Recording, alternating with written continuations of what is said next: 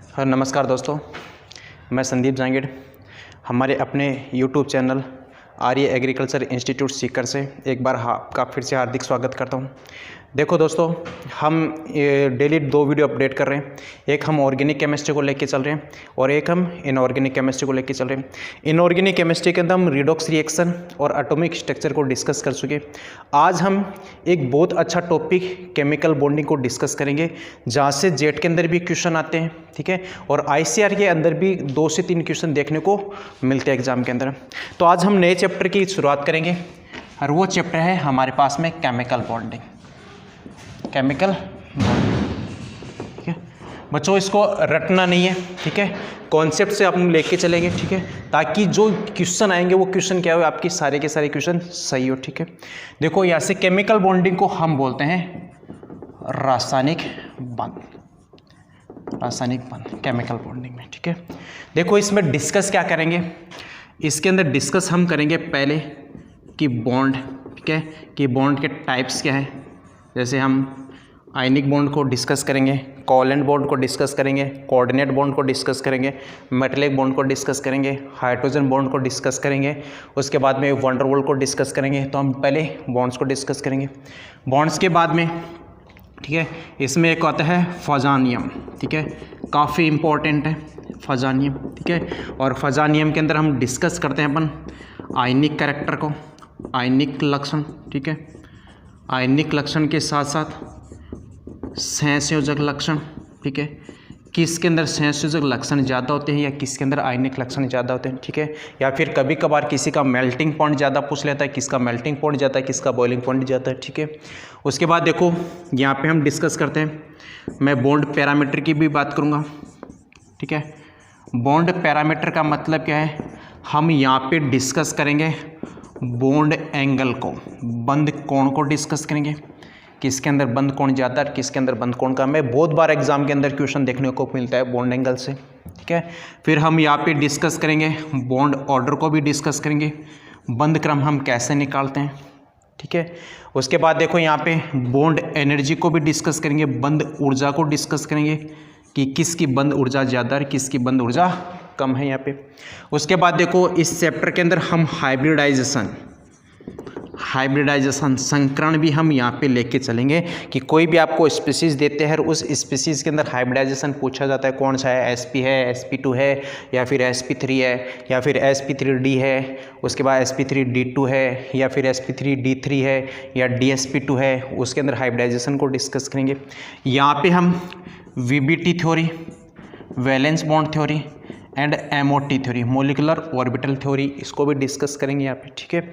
उसके बाद देखो इसके अंदर एक पॉइंट और आता है डाइपोल मोमेंट, डाइपोल मोमेंट, ठीक है, द्विध्रुवीय आघूर्ण, इसको भी हम डिस्कस करेंगे यहाँ पे। तो यहाँ पे केमिकल बॉन्डिंग के अंदर बॉन्ड्स को पढ़ेंगे, उसके बाद फजानियम्स को पढ़ेंगे, फजानियम्स के अंदर आयनिक कैरेक्टर को पढ़ेंगे, अपने को जो सहसंयोजक लक्षण है उसको पढ़ेंगे। बॉन्ड पैरामीटर के अंदर हम बॉन्ड एंगल को डिस्कस करेंगे, बॉन्ड एनर्जी को डिस्कस करेंगे, उसके साथ साथ बॉन्ड अपने पास ऑर्डर को डिस्कस करेंगे, फिर हाइब्रिडाइजेशन को डिस्कस करेंगे, फिर VBT थ्योरी है, MOT थ्योरी है, या फिर हम बात करेंगे इसकी डाइपोल मोमेंट की यहाँ से।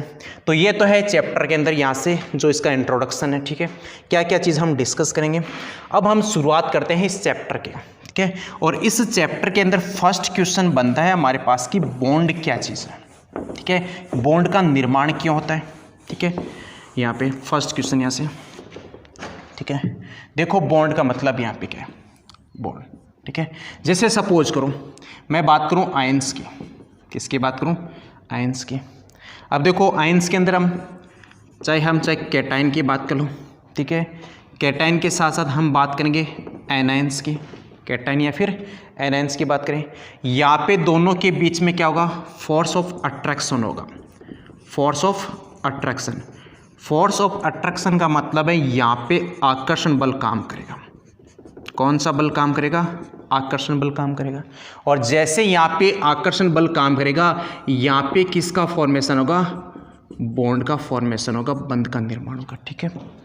अब देखो ये कोई ज़रूरी नहीं है ये बॉन्ड आयंस के बीच हो, ठीक है।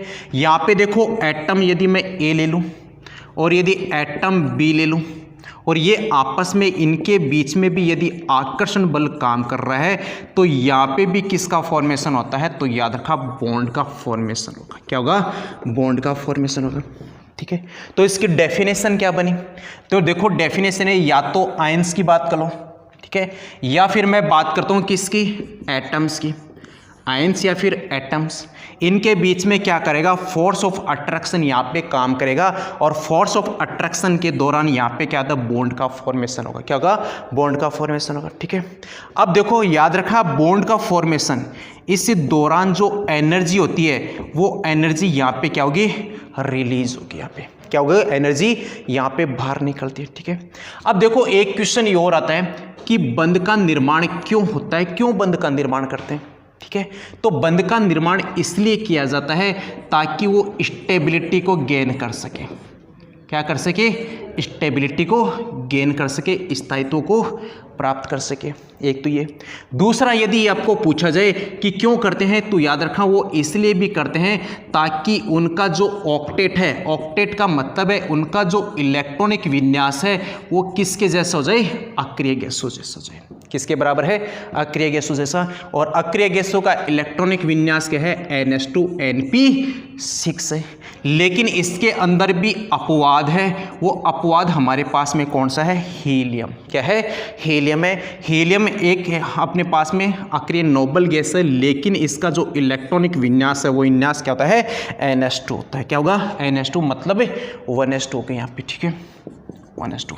ठीक है, अब देखो ये जो है इसको बोला जाता है ऑक्टेट। क्या कहेंगे, ऑक्टेट। ऑक्टेट का मतलब हो गया अष्टक। क्या कहेंगे, अष्टक कहेंगे। और जो ये जो कंडीशन है इसको बोला जाता है डुप्लेट। क्या कहेंगे, डुप्लेट कहेंगे यहाँ पे। ठीक है, तो फर्स्ट क्वेश्चन यहाँ पे बॉन्ड का मतलब क्या है, बॉन्ड का मतलब है क्या, जब आयंस या एटम्स क्या होते हैं उनके बीच में फोर्स ऑफ अट्रैक्शन, आकर्षण बल काम करेगा तो वहाँ पे निर्माण किसका होता है, बंध का निर्माण होगा। ठीक है, अब ये बंध का निर्माण क्यों करते हैं, तो याद रखा बंध का निर्माण इसलिए करते हैं ताकि वो स्टेबिलिटी को क्या कर सके, गेन कर सके। दूसरा है कि या फिर वो उनका जो इलेक्ट्रॉनिक विन्यास है, इलेक्ट्रॉनिक कॉन्फ़िगरेशन है वो किसके जैसा हो, अक्रिय गैसों के जैसा हो। अक्रिय गैसों में कौन कौन आते हैं, तो अक्रिय गैसों में आते हैं helium, neon, organ, krypton, xenon, radon. ठीक है, ये सारी की सारी क्या आती है, अक्रिय गैसों में आती है। और एक और नई डिस्कवरी है ओजी, जिसको बोलते हैं ऑर्गेनसोन। क्या कहेंगे, ऑर्गेनसोन कहेंगे। अब देखो मैंने क्या बोला है, इन जो बाकी है यहाँ से लेकर यहाँ तक है, इनका जो इलेक्ट्रॉनिक विन्यास होता है वो NH2NP6 होगा, जिसको हम बोलेंगे ऑक्टेट। क्या कहेंगे, ऑक्टेट कहेंगे। लेकिन मैंने हीलियम यहाँ पे एक्सेप्शन बताया, जिसका क्या होता है, NH2 का। क्या होगा, NH2 का। अब देखो जब स्टेबिलिटी ये गेन कर रहे हैं, ठीक है, याद रखा ये स्टेबिलिटी गेन कब करेंगे, तो याद रखा इस दौरान जो एनर्जी है उसकी एनर्जी यहाँ पे क्या होती है, रिलीज होगी। रिलीज का मतलब यहाँ पे एनर्जी में कमी आती है, ऊर्जा में कमी होगी। जब ऊर्जा में कमी होगी तो याद रखा उसका स्टेबिलिटी यहाँ पे क्या होगा, बढ़ेगा। क्या होगा, बढ़ेगा। ठीक है, तो यहाँ से हमने केमिकल बॉन्डिंग की बात की, फिर बॉन्ड का फॉर्मेशन क्या होता है, फिर यहाँ पे देखो एक डिस्कस आता है यहाँ पे ऑक्टेट, इसको हम डिस्कस करते हैं। हाँ, ऑक्टेट का मतलब क्या है, ऑक्टेट का मतलब है कि जिस का मतलब एटम्स या जिसके अंदर जो भारी कोष है, ठीक है, बाह्यतम कोष है, या फिर मैं बोल दूँ कि जो कि संयोजी इलेक्ट्रॉन है, उन्हें संयोजी इलेक्ट्रॉन की संख्या कितनी हो, 8 हो, उसको हम क्या बोलेंगे, ऑक्टेट कहेंगे। क्या कहेंगे, ऑक्टेट कहेंगे। तो नेक्स्ट हम डिस्कस करेंगे यहाँ पे ऑक्टेट रोल। ऑक्टेट रोल जिसको बोलते हैं अष्टक नियम। अष्टक नियम, ठीक है, ये अष्टक नियम दिया था लुईस कोसेल ने। किसने दिया है, लुईस कोसेल ने दिया था। यहाँ पे इसका इलेक्ट्रॉनिक विन्यास, या मैं बोल दूं कि जो संयोजी इलेक्ट्रॉन है, संयोजी इलेक्ट्रॉन की संख्या कितनी होगी, तो याद रखना 8। कितनी होगी, 8 होगी। लेकिन मैं अपवाद मैंने लेके चला हूँ यहाँ पे। अपवाद में कौन है, एक तो हाइड्रोजन, दूसरा हम बात करेंगे हीलियम, जिसके अंदर हाइड्रोजन में क्या है, अपने पास में एक इलेक्ट्रॉन है, ठीक है। हीलियम की बात की तो हीलियम के अंदर इलेक्ट्रॉन कितने हैं, 2 इलेक्ट्रॉन है। यहाँ पे क्या है, 2 इलेक्ट्रॉन है। तो यहाँ पे फॉलो क्या होगा, डुप्लेट है। क्या है, डुप्लेट है यहाँ पे।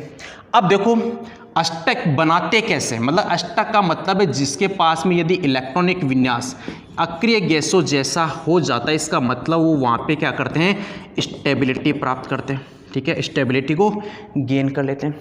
अब अष्टक बनाने का तरीका कैसे है, कैसे अष्टक का निर्माण करते हैं, तो मैं यहाँ पे एग्जाम्पल लेके चल रहा हूँ। जैसे सोडियम की बात करूँ, किसकी बात करूँ मैं, सोडियम की बात करूँ। तो सोडियम का आप देखो इलेक्ट्रॉनिक विन्यास क्या है, 2 8 1, मतलब सोडियम का एटॉमिक नंबर है 11। तो यहाँ पे देखो 2 8 10 1 11।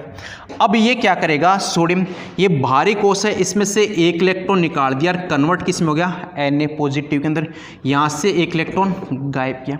अब इसका इलेक्ट्रॉनिक विन्यास क्या रह गया, 2 और 8 रह गए। अब इसके संयोजी इलेक्ट्रॉन कितने रह गए, तो रखें यहाँ पे 8 रह गए। तो इसका मतलब यहाँ पे इसका क्या हो गया, अष्टक कंप्लीट हो गया, ऑक्टेट कंप्लीट हो गया। ठीक है। दूसरा यदि मैं बात करूं क्लोरीन की, किसकी बात करूं, क्लोरीन की। देखो क्लोरीन का एटॉमिक नंबर कितना आता है, 17। तो इसका इलेक्ट्रॉनिक विन्यास क्या है, 2 8 7। कितना है, 2 8 7। अब देखो इसके संयोजी इलेक्ट्रॉन की संख्या कितने, यहाँ पे 7 है। तो इसको ऑक्टेट कंप्लीट करना है तो क्या करेगा, ये इलेक्ट्रॉन को गेन करेगा, ग्रहण करेगा। और कितने इलेक्ट्रॉन को, एक इलेक्ट्रॉन को ग्रहण किया। ये कन्वर्ट किस में हो गया, Cl नेगेटिव में कन्वर्ट हो गया। तो यहाँ पे क्या गया, 2 8 8। इसका मतलब यहाँ पे भी क्या हो गया, इसका ऑक्टेट कंप्लीट हो गया। ठीक है। तो यहाँ पे ऑक्टेट कंप्लीट करने का तरीका क्या है, या तो इलेक्ट्रॉन को बाहर निकाल कर, मतलब इलेक्ट्रॉन का त्याग करके। दूसरा यहाँ पे तरीका क्या है कि इलेक्ट्रॉन को गेन करके, इलेक्ट्रॉन को ग्रहण करके भी क्या कर सकते हैं, ये ऑक्टेट कंप्लीट कर सकते हैं। अब यहाँ पे Na पॉजिटिव है, यहाँ पे Cl नेगेटिव है, यहाँ पे आयंस बने। इन आयंस के बीच में क्या करेगा, फोर्स ऑफ अट्रैक्शन, आकर्षण बल काम करेगा। और जैसे आकर्षण बल काम करेगा, इनके बीच में बॉन्ड बनेगा। और वो बॉन्ड कौन सा है, तो याद रखा, आयनिक बंध। कौन सा है, आयनिक बंध है। आयनिक बंध का मतलब है आयंस के बीच का बॉन्ड का फॉर्मेशन होना। ठीक है। अब एक तरीका तो है या तो इलेक्ट्रॉन्स को निकालना या फिर इलेक्ट्रॉन्स को गेन करना, तो वहां पे ऑक्टेट कंप्लीट हो जाता है। यदि मैं बात करूं किसकी, कार्बन की, देखो कार्बन के अपने पास एटॉमिक नंबर कितना है, 6। तो इसका इलेक्ट्रॉनिक विन्यास क्या है, 2 4। ठीक है। अब देखो इसके पास में 2 तरीके हैं, या तो ये बन जाए नियोन के अंदर, किस में कन्वर्ट हो, नियन के अंदर, अक्रिय गैसों जैसा। ठीक है। या फिर इसके पास में एक तरीका है, ये चारों इलेक्ट्रॉन निकाल के ये कन्वर्ट किस में हो जाए, हीलियम के अंदर। ठीक है। अब देखो 2 तरीके हैं, यदि 4 इलेक्ट्रॉन गेन किए, 4 इलेक्ट्रॉन गेन किए, तो ये कन्वर्ट किस में हो रहा है, हीलियम के अंदर। या फिर ये 4 इलेक्ट्रॉन इसने बाहर निकाल दिए, तो ये कन्वर्ट किस में हो जाता है, हीलियम के अंदर कन्वर्ट हो जाता है। ठीक है। लेकिन एक बात देखो कि जब ये 4 इलेक्ट्रॉन रिलीज करेगा, बाहर निकालेगा, तो याद रखना यहाँ पे जो एनर्जी है, अमाउंट ऑफ एनर्जी, उसकी रिक्वायरमेंट क्या होती है, बहुत ही ज़्यादा होगी। क्या होगी, बहुत ही ज़्यादा एनर्जी की रिक्वायरमेंट होती है। इस वजह से यहाँ पे ये पॉसिबिलिटी नहीं है। ठीक है, कार्बन का हीलियम में कन्वर्ट होना। क्यों, क्योंकि यहाँ पे इलेक्ट्रॉन, 4 इलेक्ट्रॉन को बाहर निकालना है, तो हमको क्या करना पड़ेगा, उसको एनर्जी बहुत ज़्यादा देनी पड़ेगी, जो कि पॉसिबल नहीं है। ठीक है। अब यदि ये 4 इलेक्ट्रॉन गेन करें, ठीक है, तो यहाँ पे देखो ये कार्बन 6 है। ठीक है। इसके पास में प्रोटॉन कितने हैं, 6 है। मैंने बोला जितने याद रखा एटॉमिक नंबर होंगे, उतने उसमें क्या होते हैं, प्रोटॉन की संख्या होगी। तो इसके पास प्रोटॉन कितने हैं, 6। अब यदि ये 4 इलेक्ट्रॉन गेन करे, तो इसके पास देखो 6 तो इलेक्ट्रॉन हो गए, 4 और गेन कर रहा है, तो कितने इलेक्ट्रॉन हो गए, यहाँ पे 10 इलेक्ट्रॉन हो गए। कितने हो गए, 10 इलेक्ट्रॉन के। लेकिन देखो यहाँ पे प्रोटॉन की संख्या 6 है और इलेक्ट्रॉन की संख्या 10 हो गई। कब, जब ये 4 इलेक्ट्रॉन गेन करके कन्वर्ट किस में हो, हीलियम के अंदर। लेकिन याद रखना ये 6 प्रोटॉन है, ये प्रोटॉन इन 10 इलेक्ट्रॉन को याद रखना संभाल नहीं सकता। इसका मतलब है यहाँ पे ये पॉसिबिलिटी भी नहीं बनेगी। अब देखो ये अष्टक कंप्लीट करेगा कैसे, इसको 4 इलेक्ट्रॉन चाहिए, किसको, कार्बन को। तो ये क्या करेगा, किसी दूसरे एटम के साथ में क्या करेगा, इलेक्ट्रॉन की शेयरिंग करेगा। क्या करेगा, शेयरिंग करेगा। तो अब कार्बन क्या करेगा, तो कार्बन इलेक्ट्रॉन की शेयरिंग करेगा। जैसे मैं बात करूँ किसकी, हाइड्रोजन के साथ में, ठीक है, ये हाइड्रोजन है। अब देखो इसके पास में 4 इलेक्ट्रॉन तो है इस संयोजी, ये इलेक्ट्रॉन संयोजी हो गया, ठीक है। हाइड्रोजन के पास में 1 इलेक्ट्रॉन है, इस हाइड्रोजन के पास में 1 इलेक्ट्रॉन है, इस हाइड्रोजन के पास 1 इलेक्ट्रॉन, इस हाइड्रोजन के पास 1 इलेक्ट्रॉन है। तो देखो यहाँ पे दोनों के बीच में क्या हो रही है, इक्वल शेयरिंग हो रही है। तो हाइड्रोजन के पास हो गए 2 इलेक्ट्रॉन, तो ये कन्वर्ट किस में हो गया, हीलियम के अंदर जैसे, ठीक है। यहाँ पे इसके पास में इस हाइड्रोजन के भी डुप्लेट कंप्लीट किया, इस हाइड्रोजन ने भी डुप्लेट कम किया यहाँ पे, और इस हाइड्रोजन ने भी डुप्लेट कम किया।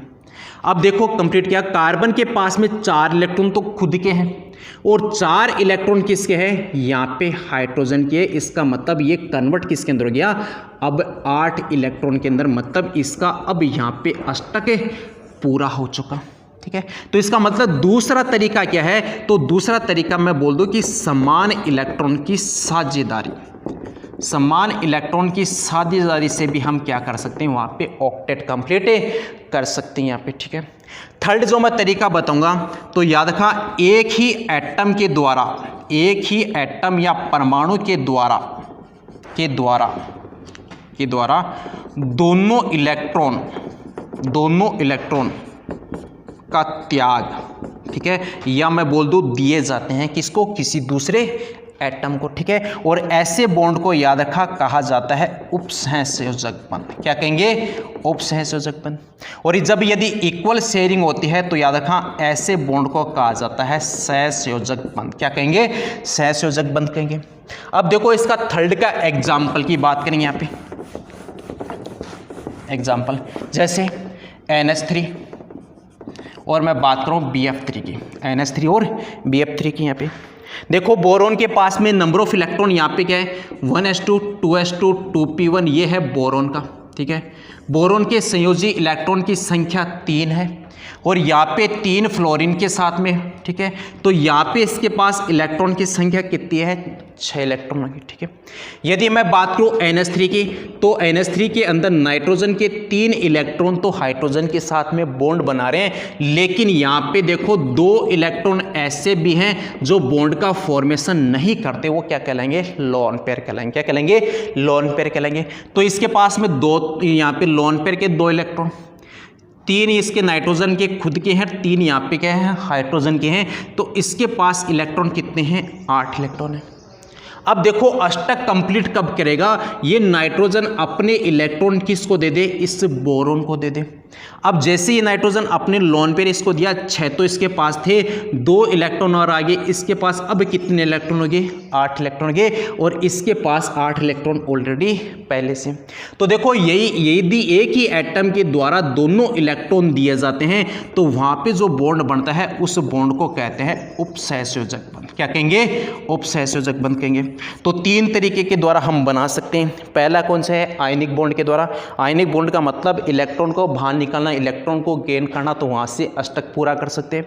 दूसरा हमारे पास में कौन सा है, सहसंयोजक बंध है। सहसंयोजक बंध का मतलब है कि 2 एटम है उनके बीच में इलेक्ट्रॉन की इक्वल शेयरिंग हो जाए, समान साझेदारी होती है, तो वहां पे भी अष्टक पूरा कर सकते हैं। तीसरा यहाँ पे कौन सा है कि कोई भी एक एटम है वो अपने इलेक्ट्रॉन किसी दूसरे एटम को दे, तो वहां पे कौन सा बॉन्ड बनेगा, उपसहसंयोजक बॉन्ड बनेगा। इस दौरान भी ये क्या कर सकता है, अपना ऑक्टेट कंप्लीट कर सकता है। लेकिन देखो कुछ एक्सेप्शन है जहां पे क्या होता है, ये ऑक्टेट रूल फॉलो नहीं होता, ठीक है। तो इन अपवाद की बात करेंगे और ये अपवाद एग्जाम की दृष्टि से इंपॉर्टेंट है, ठीक है, अपने अपवाद। और अपवाद नंबर में पहला मैं बात करूँगा धातु आयन की। किसकी बात करूँ, धातु आयन। धातु आयन में भी हम बात करेंगे संक्रमण धातु। कौन सी है, संक्रमण धातु, ट्रांजिशन मेटल आयन, ठीक है। जैसे मैं बात करूँ किसकी, क्रोमियम +3 की। किसकी बात करेंगे, क्रोमियम +3 के। तो क्रोमियम का आप इलेक्ट्रॉनिक विन्यास लिखोगे 1s2 2s2 2p6 3s2 3p6, उसके बाद 4s2 10 12 6 18 2 20 4 24, ठीक है। सॉरी ये याद रखा, ये आता है, लेकिन क्रोमियम का ये नहीं होता। क्रोमियम का होता है 1s2 2s2 2p6 3s2 3p6 4s1 3d5। ये इलेक्ट्रॉनिक विन्यास भी आपको याद रखना है किसका, क्रोमियम का। ठीक है, अब +3 है, इसके अंदर से 3 इलेक्ट्रॉन आपको गायब निकालना है, यहाँ से गायब किया तो बचा क्या 3s2 3p6 और हमारे पास में बच गया 3d3। ठीक है, यहाँ पे कितने इलेक्ट्रॉन बचे, संयोजी इलेक्ट्रॉन देखो 2 + 6 8 8 3 क्या कितने हो गए 11 इलेक्ट्रॉन हो गए। तो यहाँ पे इसके पास इलेक्ट्रॉन कितने हैं, संयोजी इलेक्ट्रॉन 11 है। तो यहाँ पे ऑक्टेट रूल क्या होता है, फॉलो नहीं होता, यहाँ पे क्या हो जाता है, ये फेल हो जाता है। ये तो क्रोमियम +3 की बात करी। इसी टाइप से यदि आप Fe+2 की बात करोगे तो यहाँ पे भी क्या हो जाता है, फेल हो जाता है। पहला तो ये हो गया। ठीक है, दूसरा अपवाद में बात करूँ यहाँ से कि मतलब कुछ ऐसे भी हैं जिनके पास में इलेक्ट्रॉन क्या होता है, डेफिशिएंसी होगी, इलेक्ट्रॉन की वहाँ पे क्या होती है, कमी होती है। ठीक है, तो ऐसे को बोलते हैं हम अपूर्ण अष्टक वाले, अपूर्ण अष्टक वाले। दूसरा एग्जाम्पल जैसे मैं बात करूँ BF3, नंबर ऑफ इलेक्ट्रॉन्स कितने यहाँ पे 6। यदि बात करूँ AlCl3 की नंबर ऑफ इलेक्ट्रॉन यहाँ पे भी 6। यदि मैं बात करूँ BCl3 की, यहाँ पे भी नंबर ऑफ इलेक्ट्रॉन कितने हैं 6, क्योंकि बोरोन के 3 इलेक्ट्रॉन 3 क्लोरीन के, बोरोन के 3 इलेक्ट्रॉन 3 फ्लोरीन के 6, एल्यूमिनियम के 3 इलेक्ट्रॉन 3 यहाँ पे क्लोरीन के। तो यहाँ पे भी अष्टक क्या होता है, फेल हो जाता है। थर्ड हम बात करेंगे अष्टक प्रसार वाले, अष्टक प्रसार वाले। ठीक है, और अष्टक प्रसार क्यों होता है, तो याद रखा रिक्त डी कक्षक के कारण। किसके कारण से है, रिक्त डी कक्षक के कारण से, जहाँ पे इलेक्ट्रॉन की संख्या 8 से क्या हो जाती है, ज़्यादा हो जाती है। जैसे एग्जाम्पल SF6, तो यहाँ पे कितने हो गए 12 इलेक्ट्रॉन, 6 सल्फर के 6 फ्लोरीन के। यदि मैं बात करूँ OSF8, ऑस्मियम फ्लोरीन यहाँ पे 8, तो इसके कितने इलेक्ट्रॉन गए 16 इलेक्ट्रॉन। यदि बात करें ClF3 की, किसकी बात करें ClF3 की, तो यहाँ पे क्लोरीन के पास में 7 इलेक्ट्रॉन है, 7 में से 3 यहाँ पे बॉन्ड बनाए तो 6 तो ये हो गए 6, उसके बाद 4 बच गई, तो इसके पास कितने इलेक्ट्रॉन है 10 इलेक्ट्रॉन है। यदि मैं बात करूँ IF7 की, तो इसके पास में इलेक्ट्रॉन कितने हैं 14 इलेक्ट्रॉन। तो यहाँ पे भी ऑक्टेट क्या हो जाता है, फेल हो जाता है। और लास्ट है कि विषम स्पीसीज वाले, विषम इलेक्ट्रॉन स्पीसीज जिसके पास में इलेक्ट्रॉन क्या है, विषम है। जैसे मैं एग्जाम्पल की बात करूं NO, उसके बाद बात करेंगे NO2 की, तो इसके पास संयोजी इलेक्ट्रॉन कितने हैं 5, उसके बाद ऑक्सीजन के पास कितने हैं 6, तो यहाँ पे कितने हैं 11 इलेक्ट्रॉन, तो यहाँ पे भी फेल। यहाँ पे देखो नाइट्रोजन के पास 5, 6 दूनी 12, तो यहाँ पे कितने इलेक्ट्रॉन होंगे 17 इलेक्ट्रॉन होंगे। तो ऐसे केस में भी ऑक्टेट रूल क्या होता है, फेल हो जाता है। यहाँ तक हमने डिस्कस किया। नेक्स्ट वीडियो के अंदर हम डिस्कस करेंगे इसके बॉन्ड की।